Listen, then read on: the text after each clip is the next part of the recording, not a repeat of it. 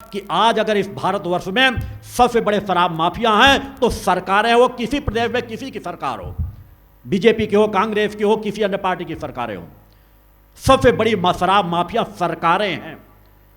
अतः उन्हें बताओ कि आप समाज के लोगों को शराब छुड़वाने की बात कहते हो, उनके कह रहे हो नफा क्या, और खुद आप लाइसेंस दे के शराब बेचते हो। यह कितनी बड़ी अज्ञानता है। मैं तो समझ नहीं पाता, जब शांतित होकर सोचता हूं कि क्यों राजनेताओं के दिमाग में इतनी प्रेरणा नहीं पैदा होती कि जिसको तुम गलत मानते हो, जिसको नफा पी करके खा करके लोग परेशान हो रहे हैं, आप भी छुड़ा नफा मुक्त का दिवस भी अलग से बनाते हैं और खुद नफे की दुकानें लाइसेंस देकर बेचते हैं।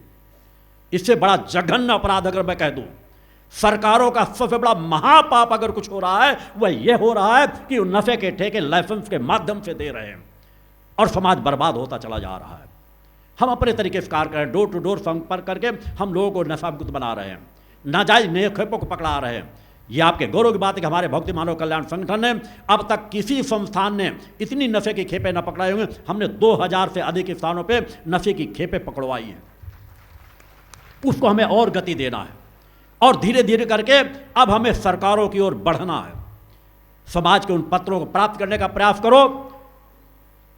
1 साल का समय आपको देता हूं, शारदीय नवरात्र पे या उसके बाद जैसा भी होगा, 1 साल के अंदर अंदर ही मेरे द्वारा एक एक प्रदेशों का निर्णय लिया जाएगा। मैंने कहा है उन सरकारों की नींवों को हिला दूंगा जो प्रदेशों को नशा मुक्त नहीं करेंगे। बोलो गुरुदेव भगवान की जय। हम और इंतजार नहीं कर सकते, समय को और बर्बादी के रोग में समाज को नहीं जाने दे सकते। यह हमारा कर्तव्य है। अगर परम सत्ता हमें ऊर्जा दे रही, प्रेरणा दे रही है, हमें वह मौका दे रही है, तो हम समाज के सुधार में अपनी पूरी क्षमता लगा देंगे। हमारा कुछ क्या होगा क्या नहीं होगा हमको इसकी परवाह नहीं करना। समाज हित हमारे उसमें सर्वोपरि होना चाहिए और समाज के हित में सबसे पहला कार्य हमारा है नशा मुक्त समाज का निर्माण करना। उसमें अपनी पूरी क्षमता 1 साल जनसंपर्क में लगाओ। अब उस दिशा में बढ़ो कि जिन दिशा में जो कई तो ऐसे राजनेता जो शराब माफियाओं से जुड़े रहते हैं, हमें फिर भी उनका पत्र लेने का कोशिश करना, प्रयास करना, उनको प्रेरणा देना नहीं देते, उनकी भी एक लिस्ट तैयार करो। जो पत्र देते हैं उनकी भी एक लिस्ट तैयार करो और फिर आगे क्या निर्णय लेना है मेरे द्वारा आपको बताया जाएगा।